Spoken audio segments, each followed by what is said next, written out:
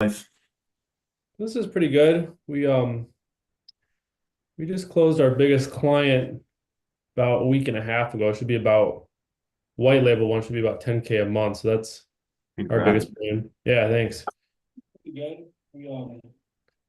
Other than that, all good. I'm a few months behind you with our first baby, so I'm Congrats on that as well. dealing with the grind of that basically, but it's been fun.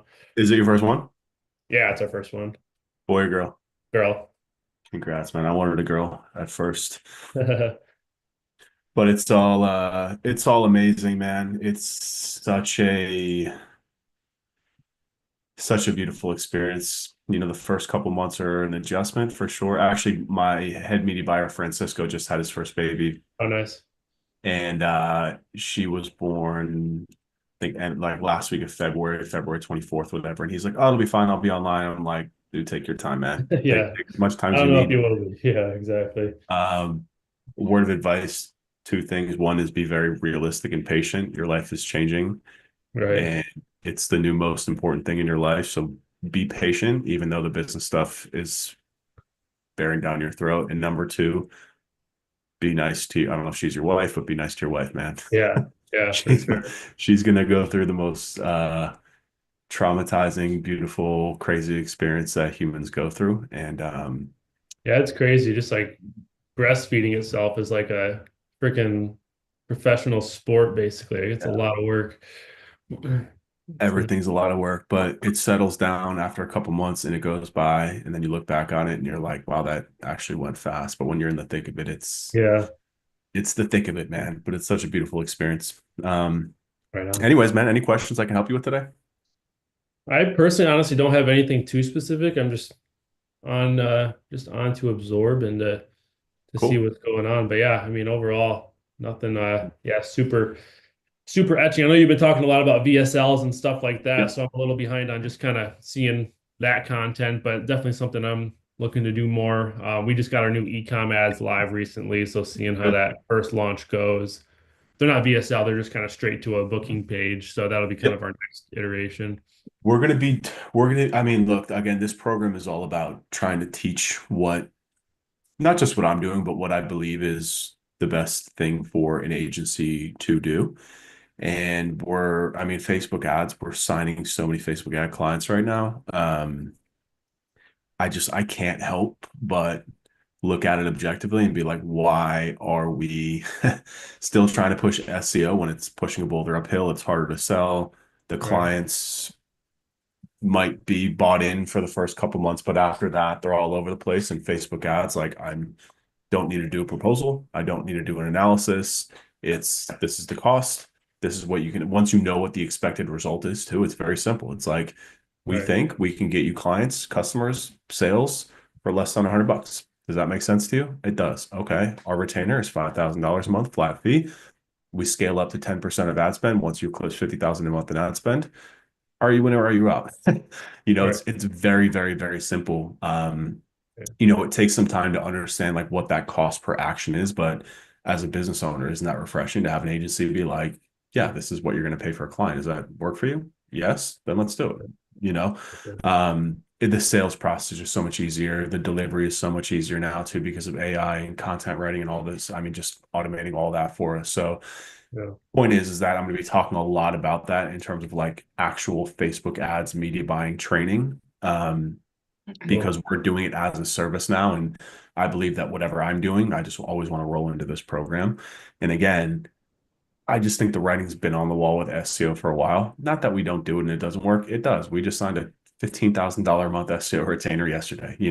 But we're finding that leading with Facebook, especially from a marketing point of view, because so many businesses are tired and fed up with SEO agencies and how slow it is. Right, It's such refreshing messaging to them to be like, we can get you we can make you money by the end of the week. you right, know for sure. um so yeah, I'll be talking a lot more about that, so just stay Yeah. tuned. I'm finding it works a lot. Obviously, every client's different, but it definitely is easier for like the more like beginner level clients that don't have, all their pillars figured out. Because like you said, you can Yeah, just either show actual leads right away, or at the very least, there's a lot of like, directly tieable, just account management that goes into like getting the creative done and things like that, that they're totally on board with. So Definitely. There's also the branding element of Facebook too, is that, us working with lawyers in particular, they they run so much, they spend so much money on billboards and TV spots and radio that, I don't consume any of that stuff. I don't see it. They're convinced that they do it. I'm like, yo, actually, you know what people are doing is that when they're taking a dump, they're spending an hour scrolling in Instagram, and they're actually seeing this information. And we have the added benefit of being able to actually generate direct response leads, unlike other branding channels. We have the ability to track it, but we also have, so I'm like really pushing that brand element on top of it too. And it's going well for us. I mean, it's going really well for us. We've closed 4 clients in 2 weeks for Facebook ads. Like I'm backed up now with ad accounts. So bring another media buyer, just subcontract work through them. So I'm what's assuming, up, Jeff? yeah, Oh, no, sorry, go go ahead. ahead. I No, no, go say ahead. Also, I'm assuming since your clients are like, at least seems like they're most like kind of like at least mid-sized kind of law firms, so they're probably doing, at least a couple million, maybe up to 10 million. But yeah, I'm guessing a lot of it's like remarketing to start. Is that normally kind of how you guys approach it? And then, or is it not more at all, actually. more Remarketing is a kind of a myth, man. Remarketing is it's almost kind of like remarketing is almost like the equivalent of content for SEO, meaning there's been so much like, I don't know if you call it like PR or people, influencers, talking heads talking about the importance of content for SEO that like prospects will parrot it back to when you're on a call. They're like, oh, we need a blog, right? We need to keep our blog active. And you're like, yeah, kind of, I guess. I don't know. It's not really gonna yeah.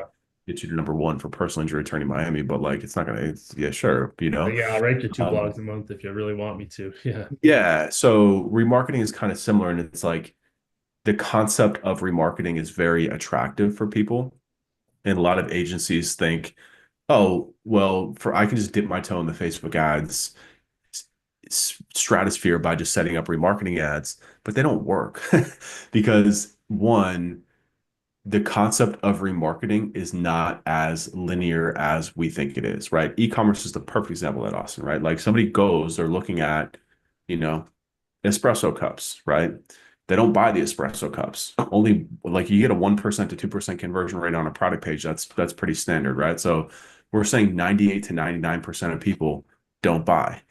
Just going back and serving them the same product when they're back on Facebook, Right. like we're talking about a very small percentage chance of them actually buying it. They had a chance to buy it. They didn't buy it for whatever reason. And Sure. also it's getting so much easier to buy with Apple Pay and PayPal and like one step checkouts. Like it's not that like 5 years ago, I was like, oh, I don't have my credit card on me, or like, oh, I'm on my phone. You know what I mean? Like, Right. screw it, I'll get it later. But Right. it's changed so much, and that like it's gotten so easy to buy. If they don't buy, they didn't buy it for a reason. Like they probably don't want that product. Yeah, So it's just almost like you're putting guardrails on the algo to like say only market to these people that aren't going to buy yes, anyways, basically. exactly. Exactly. So like in theory, it's great, it's sexy, but like it doesn't work in practice like people think that it does. The So best type of remarketing, like so that's that. Also because the internet's dying, cookies are dying, right? So that technology of somebody coming to a website and then getting an ad, that tracking is broken a lot of times. And yeah, Facebook realized that a while ago. That's why they were like, we're ripping down custom audiences a lot of ways. We're ripping down a lot of targeting. If you want to retarget on Facebook and Instagram, you have to build that audience within the platform. And that's why I talk so much about video and content because that's the best way to do it, right? Like what you do here, what I hear a lot anyways, is it's not like, oh, I went to your website and then I got an ad, so I booked. It's, dude, I can't fucking get away from you. Like, you're on my Instagram feed, you're on my Facebook, then I see a YouTube video, then I'm getting an email. They're like, how are you doing? And I'm like, it's very simple. I just create a lot of content. I'm promoting it. That's it. Like, that's all that I'm doing. And because this is all a digital ecosystem where all these platforms are interconnected, if you show interest in watching one of my YouTube videos to completion on YouTube, right? The platforms know that like then you're probably going to get a suggested reel on Instagram from me, right? And then you're gonna, if you watch that reel, then you're gonna get my Instagram and Facebook ads, right? So it hacks the touch point by having all this content, and that's how remarketing really works. It's saying, okay, Facebook, I'm going to let you help me identify who my audience is based on who engages with my content by watching a lot of it and clicking and doing all that type of stuff. And then take that pot of engagement and now let's serve ads to it. So you can build that very quickly. And it's much more like that's how remarketing works. So to answer your question long in short form, like, no, to just go and set up remarketing ads is kind of a waste of time and money. Just be like, unless they have a ton of traffic or they're a huge brand, No, you it's have to at like least a really, good, yeah, at least a good bar to have even just on like a sales call and stuff when prospects bring it up and stuff. yeah. I mean, I go through it every day. I talk to them all the time. They're like, "What about remarketing?" And I'm like, "Remarketing is cool, but like we have to build, especially in what we do, right? We work with like we mainly do car accident, motor vehicle accident ads, right? Like just because somebody went to your website, like it doesn't mean that they were in a car accident by any means. It's probably other attorneys. Like it's not the best source of data anymore, you know. Um, Facebook has lost access to that because of the death of the cookie. And they're like, remarketing works if you build it inside the platform, right? Gotcha. Yeah. So again, that's why like creative is 90% of Facebook ads. Like the media buying part is not hard at all. Like you don't need targeting.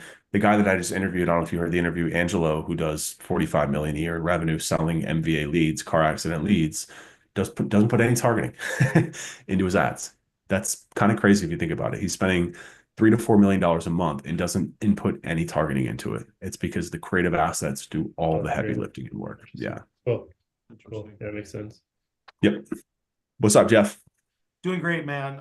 Actually, it's been so crazy. I had so many referrals that came in. We've been really optimizing our Google business profile listing, and I have like over 23 proposals I need to do, which is like insanity. So I had a couple questions as things have been revamping, especially I got the focus on the LSA ads and the Google business profile. In a couple other areas, I had a question about quoting actually. So with regard to, I'm steering people towards a blended approach immediately. Facebook or Google ads, and then if their service applies to it, Google LSA ads as well. My question is with related to Google LSA ads. I think you said you pretty much include that in that retainer, but if let's just say I sold a website and really all they need is Google LSA ads, I'm struggling to figure out how do I make money if their best plan, if they have say $3,000 for marketing, and they would do well with Google LSA ads, then how do I make money off of that in general? Because Yes. they, Good they question. might say, okay, I want GBP marketing, but I'm just trying to struggle with the mix now of how do I Sure. propose with LSA and Yep. GBP? So $3,000 is all that they can spend total, Right, like for like including ad spend, including retainer, everything. exactly, Yeah. exactly. So, What's the niche? It's a law firm. well, this one is actually not a law firm. This is actually a mortgage company. Okay. That they're hyper local in Michigan. They're around the Detroit area. They're like, listen, my budget's $3,000. What's the best thing for me to do? Okay, I got you. I don't know if you can run more. I know there's a lot of stipulations. You should check if you can even run LSAs, if they even, Okay. or PPC. I'm not sure about Okay, mortgage. just forget about that. No, guy. but it's a I have valid another one conversation. that's like a contractor. Same Yeah, deal. same thing. It's a valid discussion. So that ties into the fact that like you can just Google LSA calculator, Yeah. right? And you can actually see what you would pay per lead for any industry that they run in, right? Which is helpful because if you go there, then you can say, okay, I can get you $20 phone calls, right? Right. So that would be per 500 bucks. I don't know, terrible math. What is that? 100 phone calls, right? 25 or whatever. 20. Okay, you're better at math than me. I'm terrible at math, right? So you can allocate $500 a month out of the 3,000 to LSAs to pick Okay. up phone calls right away. And then you can take the rest for your retainer, right? $2,500 a month for SEO and LSA management, quote unquote, and spend 500 a month on the LSAs. Like it's just tough. I mean, like working with that level of budget, you kind of have to pick one side of the fence or the other because, so like I would probably just do local SEO in that instance because you're going to get the money, you're going to take them. Because like with LSA, it's like you can only charge so much. You can maybe charge 500 bucks a month for LSA management, but the rest is going to have to go to ad spend. You're going to get them a lot of phone calls, right? But one, a business of that size, like let me rephrase that. You're going to make money by helping them grow and helping them grow to the point where then they're going to reinvest into more stuff. So technically, hypothetically, LSAs or ads would be the fastest way to do that. But I would also wager that like if a company can only spend $3,000 total on all marketing, that they probably don't have their sales buttoned up. They probably don't have any of that like call answering, like LSAs are a straight phone call, pick up the phone, call back quickly type of offer. And if they don't have that buttoned up, there's not much you can do in terms of helping them make more money. So again, I would probably skew back to local SEO. But again, I would just look at the data, right? I would look at the data and I would heavily, heavily, heavily listen to what they want, right? I use this analogy all the time because a lot of times lawyers come to us and they're like, I don't really know. Like, I don't know anything about this stuff. You tell me. And I'm like, all right, well, let me ask you a few questions, right? The questions that I ask, and I always liken this that if you ever had your home renovated or a contractor come in and work on your house, I'll never forget this. The guy told me, he's like, you can have two of three things, but you can't have all of them unless you're willing to empty out your 401k, right? He's like, quality, speed, price. Pick two of three, right? And I kind of liken that to what we do here, which is when deciding paid, organic, SEO, LSA, Facebook ads, Right. what do you care about the most? Client, prospect, right? Is speed the most important thing to you?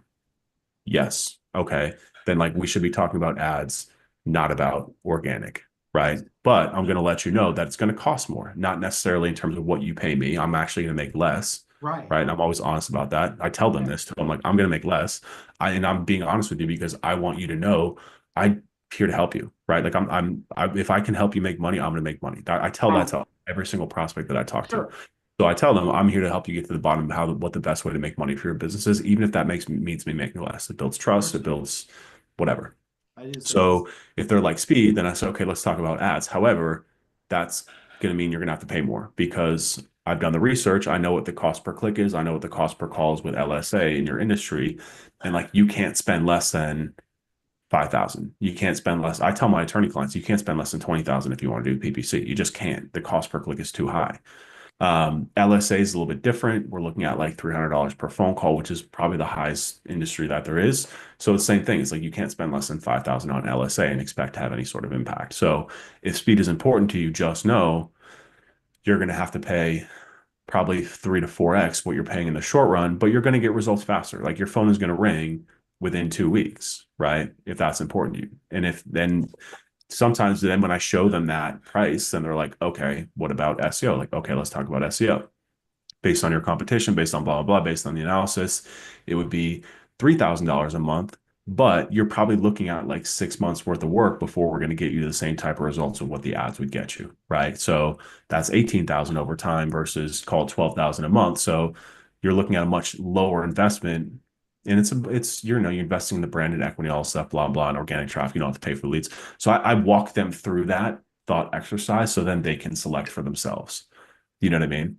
I do. We always want to try and help them to understand and meet them where they are because if you make the decision for them, it gives them, we want to kind of remove all not just like sales objections, but future objections down the line. I call it PIA factor, pain in the ass factor with clients, right? Like we want to try and think through these things because if they're like, Jeff, you pushed me to do ads and now I'm spending 10 grand a month and I'm getting nothing, like, you don't want to put yourself in that situation. It's like, well, I walked you through this and I told you, we talked about this, Steve, remember? Like we talked about pricing and speed and you decided that you wanted speed. And I warned you about the cost of these ads and that it's going to take us, 30 days to get these dialed in. So I told you what it's going to cost what it costs. And just so you know, that money's going directly to Google. I don't touch that money. I'm making less money here. I wanted you to do SEO. You said you wanted to do ads. So, there's this kind of thought process during sales and agency management client expectations that like we need to have them make the decision. I always push back because attorneys do it to me all the time. They're like, you're the expert, you tell me. They're like, if you came to me for legal advice, I wouldn't ask you what your legal advice is. And I'm like, yeah, but I'm not asking to pay 50 grand. Like I need your buy-in here, dude. You know what I mean? Like if you want me to make the decision for you, like cut me the check, I'll take it. You know what I mean? And I'll decide what to do with that money, but you don't want to do that. So it's a constant like seesaw in terms of communications and leverage and these relationships and these expectations and all this different stuff. But like your best bet just as a sales, and like just agency expectation manager, if you will, is just to be honest with them, like completely transparent and honest. Not that you're not, but just like help them understand what the costs are, timelines, expectations. And I guarantee you they're going to appreciate that so much. It's just going to build so much trust in the process. And like people always ask me, like, what about case studies and that? I'm like, this is how you get past that case study question and like reference question, because they're only asking for that because they're grasping at straws for trust, Yeah, no, I'm not dealing with that. When I'm just, just looking at some of these different clients I've having lately in the different mix, SEO, they're like, yeah, I want local SEO.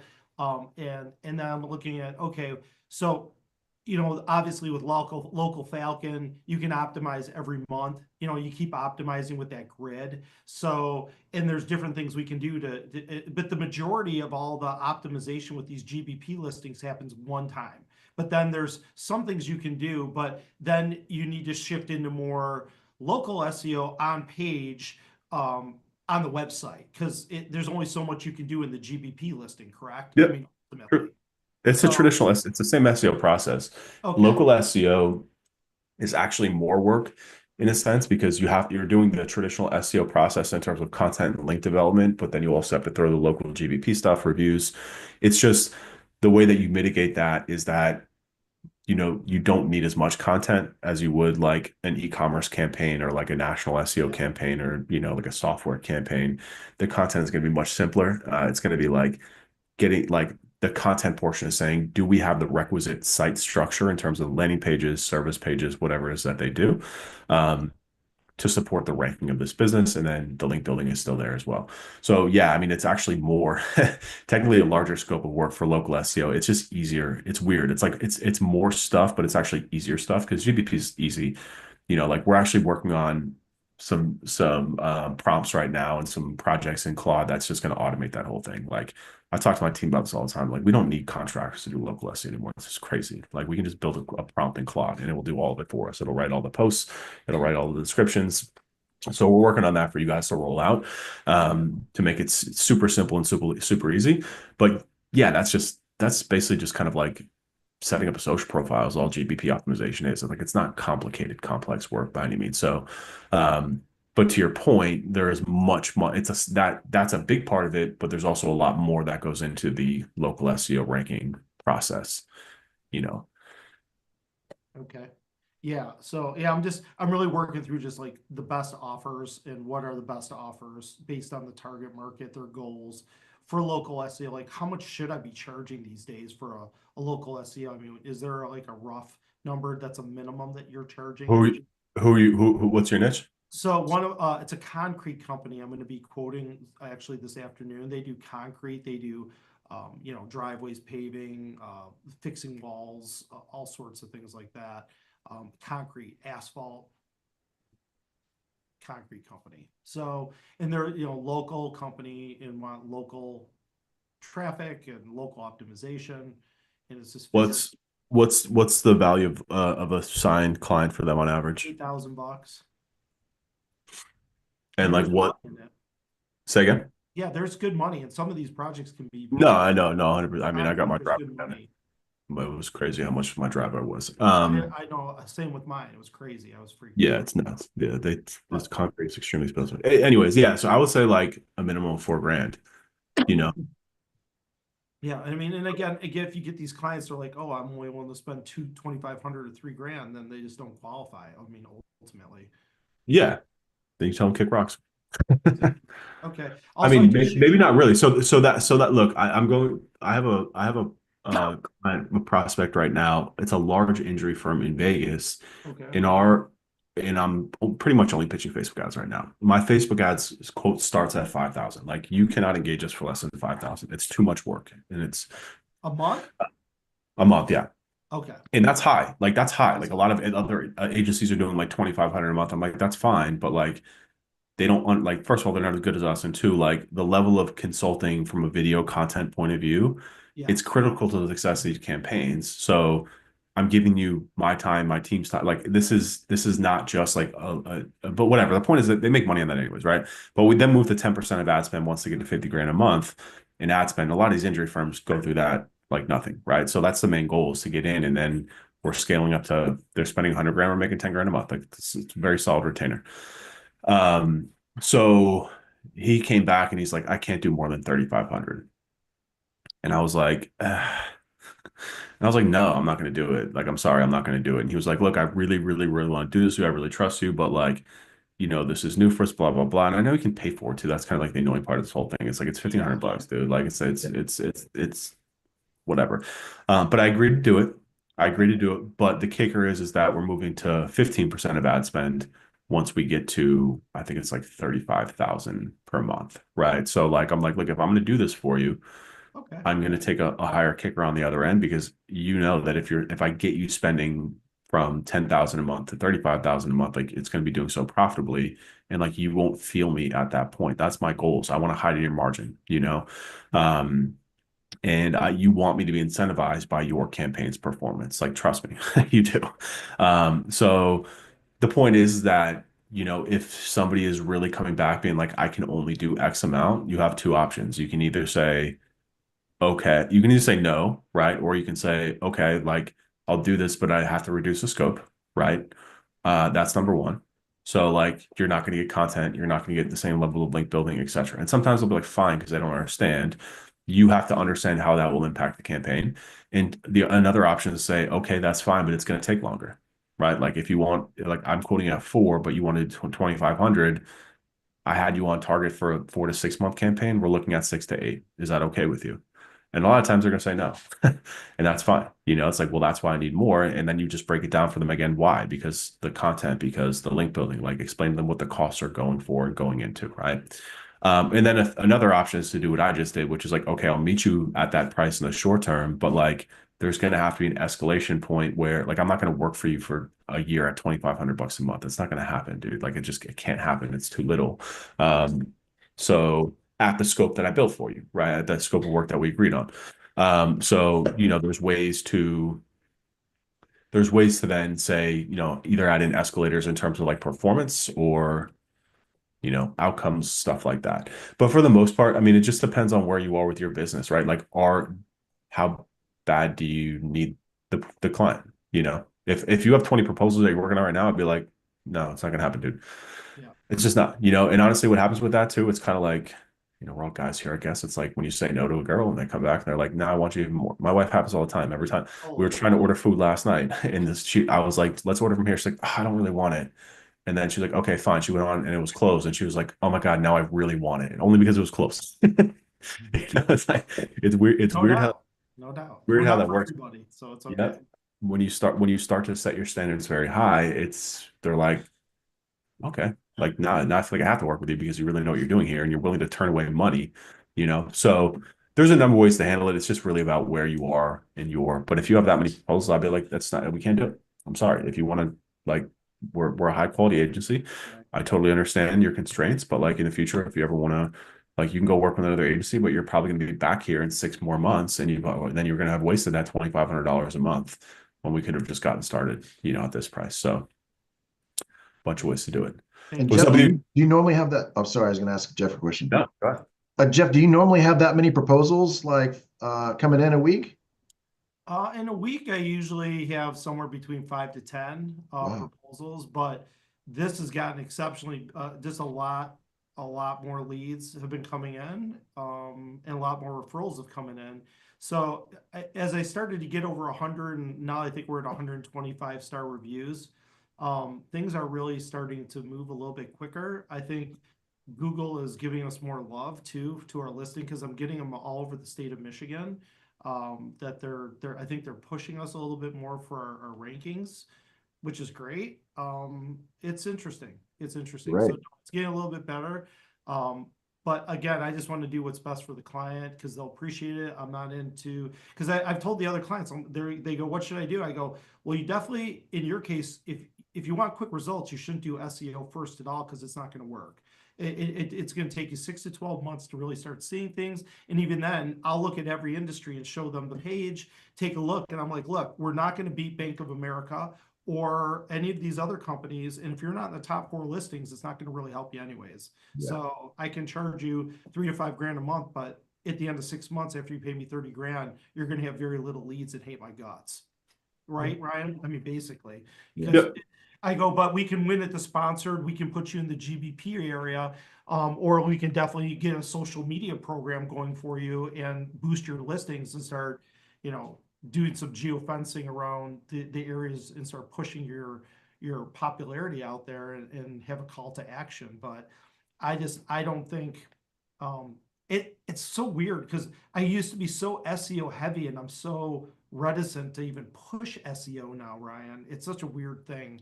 Like I've completely shifted my mindset that I would be like, oh, if you don't do SEO first, it's a big mistake. And now I'm going, I don't really know if you even should invest in it. It's a weird spot. I don't know. Not a weird spot, man. It's just, I mean, it's funny because Rand Fishkin, it's weird. Rand Fishkin like got out of the SEO industry and like dumped all over the SEO industry. And now he's like coming back with a lot of content, like really beating back like AI and showing that like Google is still king. Like he posted something yesterday. It was a really good study, right? It's really good data. Like what I give him a lot of credit for is the content that he creates is very data driven. He has like a lot of relationships and partnerships, but like the data is coming from SEO companies like SEMrush who have a vested interest in Google still being viewed Right. as primary product. Yeah. Right. And basically what he showed, to summarize it, TLDR, was that Google grew over the last 2 years as like the search shares continue to grow. And that there was a graph that showed like ChatGPT searches, which is like 27 million versus Google, which is like 370 million, something like crazy, right? Like a crazy difference amount. And I'm just sitting here thinking like, that's great. That's probably like, and I just keep thinking about like Blockbuster just keeps coming to mind, right? It's like, and like, it's like, yeah, people keep coming in to rent videos. So, and it's like, yeah, but like, you're not paying attention to the margins. Like, you're not paying attention to your own experience. And it's funny because I tweeted this the other day. I was like, it's so crazy that every time I log on to Twitter, this app, like everyone's complaining about Google and like AI and all these SEOs are complaining about the Google product. But at the same time, whenever you say that like SEO is no longer impactful anymore, they like will go to they'll kill your family over it. You know what I mean? It's crazy. And I'm like, y'all are complaining nonstop about this product, like just like everybody else is. And the thing with Rand too is like that data is taken so far out of context. Like I still use Google and I will always use Google, but like what I'm using Google for is dramatically different than what I'm using ChatGPT for, what I'm using these other things for. You know what I mean? Like YouTube for and TikTok for, all these different things. Like it's just dramatically different. And that is not captured in those. Like you're just being like total searches is up. Like that's great. There's more people on this planet. There's more people with phones, all this different stuff. Like, of course, like that's not meaningful data to me, but what's meaningful data is like in the margin, the nuances of like, how are people using these products to buy stuff?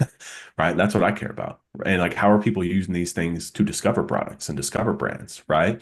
And like, if you are ranking in Google, that's great. But like, how much of you are actually getting any traffic anymore? Like we see it happening all the time, like all the time. Like what we see in Ahrefs does not match up to Search Console at all. Like Ahrefs is like they're getting 50,000 visits a month. You go in Search Console, it's like 500 visits a month. It's like, dude, that's such a huge discrepancy. Like, Yeah. and that's fine. People are like, oh, like you can't expect these tools to be right. And I'm like, that's fine. I'm not coming at Ahrefs. They're doing what they can do. This is not an attack on Ahrefs. What this is saying that like we have to be honest about what we're doing here. We're trying to build a business that runs off of us making people money off of what we're selling them. Like there has to be a healthy balance between what we charge and what the client makes. That economics is so out of whack right now, right? Because we're sitting here talking about too, Jeff, about like, hey, we can't do this for 2,500 a month. Are you crazy? Like, you know what it costs to live in this freaking country? That's nuts, dude. Like, I can't give my Right. time for that amount. But at the same time, like, are they going to make more than $2,500 a month? I mean, if they get to the top of the maps, sure, but like, are they going to Right. get to the top of maps? Right. Like what's like AI is now seeing, I'm seeing AI for even like personal injury attorney near me, I'm seeing AI overviews at the top. It's just a really weird, crazy time. And all these SEOs just like complain about Google nonstop. But at the same time, I'm like, yeah, like, of course, like Google sucks. They're like, it doesn't suck. It doesn't, like, I know I said that it sucks, but like, it's still really good. Like, people still get traffic. And people will pull like one case study out of an entire portfolio. Like, they'll be like, look at this client who's getting traffic. I'm like, yeah, like, that's one out of how many? Like, this is like, and it's so ironic because this is like a very, I don't get political, but this is like a very liberal industry in terms of like how the industry leans like politically. And it's like the exact thing that's happening in this country, which is like the 1% of websites, just like the 1% of people keep on getting richer and richer. And like the disparity between the other results down at the bottom just gets worse and worse and worse. And like it's like a exact perfect uh, uh, um analogy for what's happening in this country in terms of like the distribution of wealth. And like it's happening in Google in front of our eyes, and everyone's like, no, it's not a big deal. Like, But it it's is. a big But deal, it is. guys. It's a very big deal. Let me ask you an interesting question. I'm curious to hear your answer, and then I want to open up here. Would you say it's possible or likely to just run an agency without doing any SEO based on Yes. what you're saying and just going, here's our agency, we do design, we do Facebook ads, we do Google ads, that's all we do. If you want SEO, we don't think that's the way to go. Don't do it. Yes. We're not going to push it. The to answer that in a better way, Jeff, the best way to run an agency is to say we get X result for Y type of business. Period. Like, don't even talk about what you do. Why does it matter? Like what you do. Yeah, I mean it does, right? Once you're having a sales conversation, people want to Sure. like how like you're promising me leads. How are you going to get the leads? Sure. And then you can leave it like so. I'm at the point now where I leave it open based on what's best for that firm, right? Some firms come in and I'm like, oh, like you're creating video content on your Instagram profile, like, ching, Facebook ads. Great. And other leads come in. I'm like, oh, like I'm looking at your Ahrefs and like you got a really good link profile, and like your attorney's very visible, and like he's getting featured and he's doing like TV appearances. Like we can crush SEO with this, right? Like, so I'm leaving it open based on what's best for the prospect, right? But I'm bringing them in by saying you're struggling to generate leads because your market's competitive, because the costs are out of control, because there's law firms on every corner. The same thing I'm doing at Blueprint, right? And then I bring them in and then I do the analysis and I pitch them what I think is best. But that pitch is also skewing a lot more towards Facebook because I also want to pitch things that are easy for us to deliver and get better results. Yeah. So yeah. So like we've like, if you go to our website, it's pretty much all about SEO and search marketing. But like the last 10 pitches that I've sent have all been for Facebook ad campaign or just total media buying campaigns. So like I just closed a huge deal this week. It's 10% of ad spend from a firm that's spending 200 grand a month right now across Google, across YouTube, across Facebook. We're consolidating all that under us. Yeah, I know, it's amazing. And they have another 300 grand that they're spending on lead vendors per month that they want to try and push into Facebook ads. So I'm like, this is a $500,000 account. This is a $50,000 account. Like, there's no way SEO, like, there's no SEO contracts in this space. Like, there's some like top, like maybe Morgan and Morgan 50 grand a month, but like, I don't want to do that.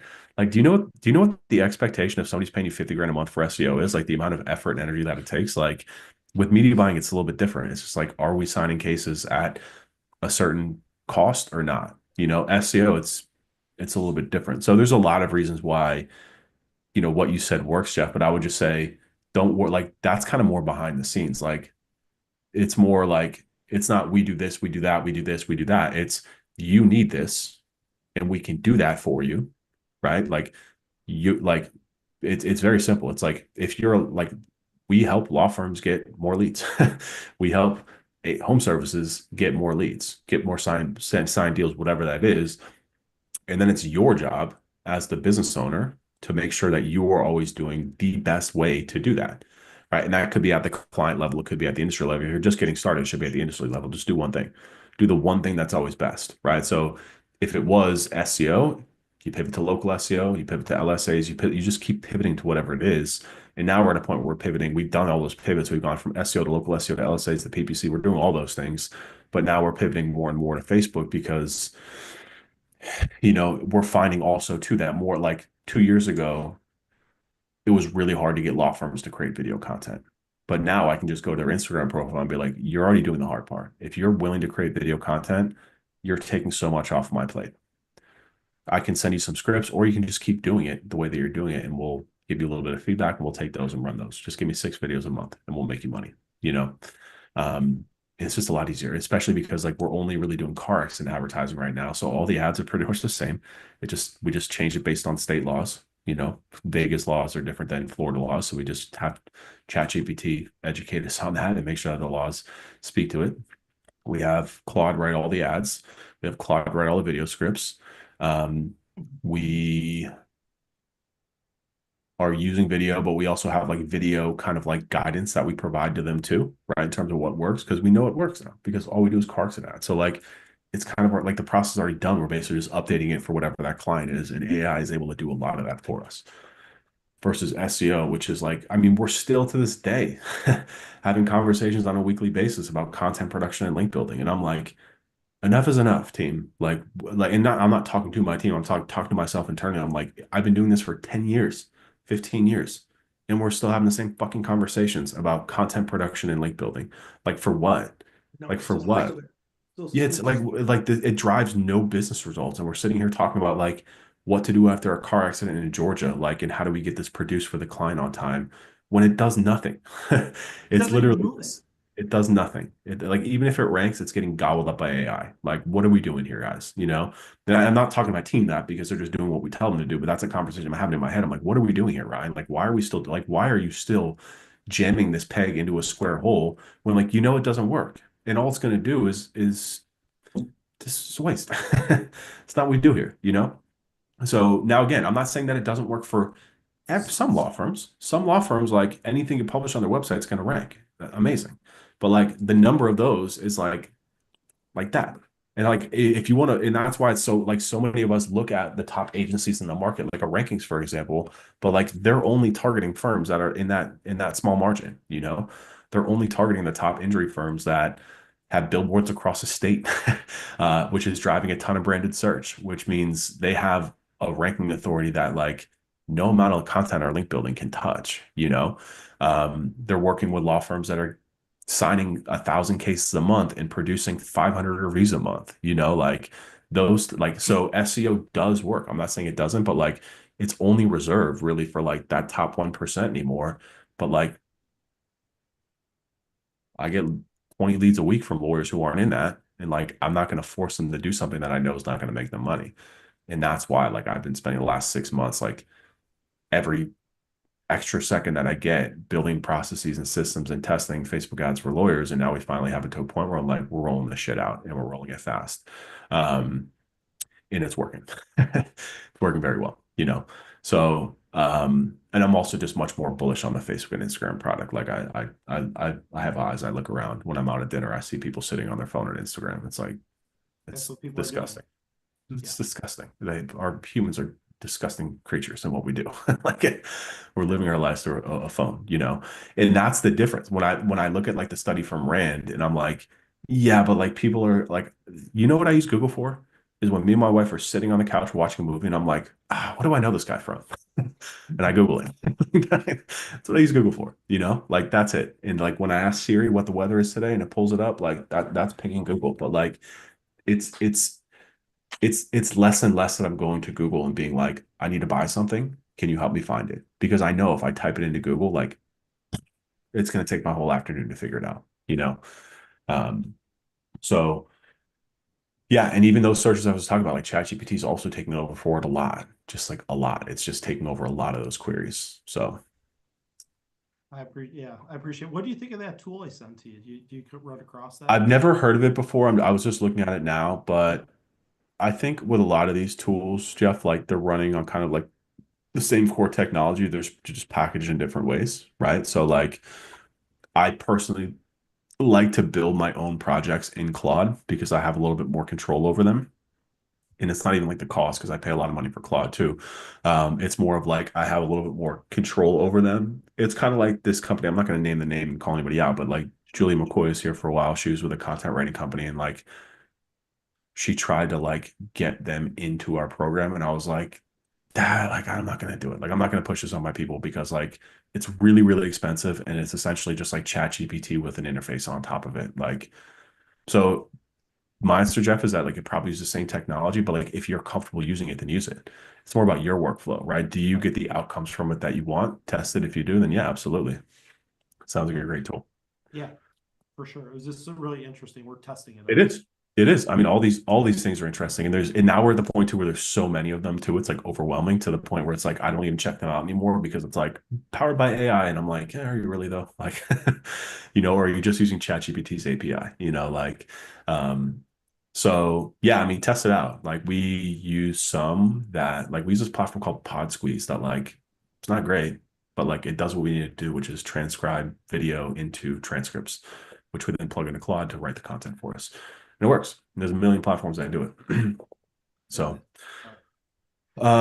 Jason, do you have anything before No, we? I just had one really kind of rudimentary, elementary, like just question about keywords. This is just going back here.